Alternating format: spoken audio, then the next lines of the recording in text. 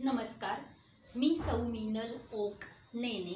भाग 18 स्वामी सत्यानंद सरस्वती यांच्या योग आणि क्रिया या ग्रंथाची आपण ओळख करून घेत आहोत. आज आपण करणार आहोत उष्ट्रासन, कॅमल पोज. उष्ट्र म्हणजे उंट.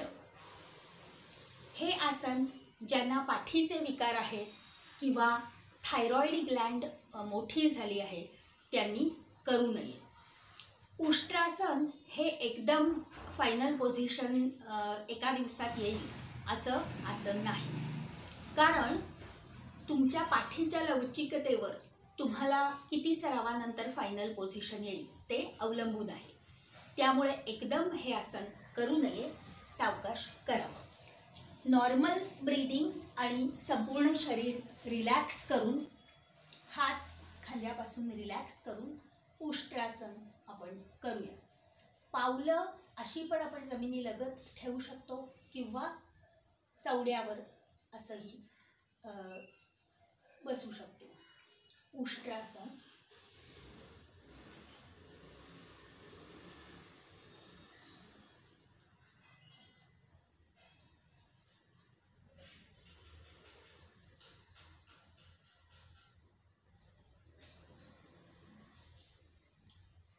या आसनामध्ये पाठीला उत्तम व्यायाम होतो.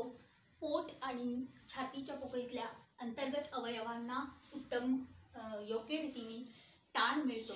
गळ्याला योग्य ताण मिळतो. विशेषतः थायरॉइड ग्लँडसाठी हे उपयोगी आहे.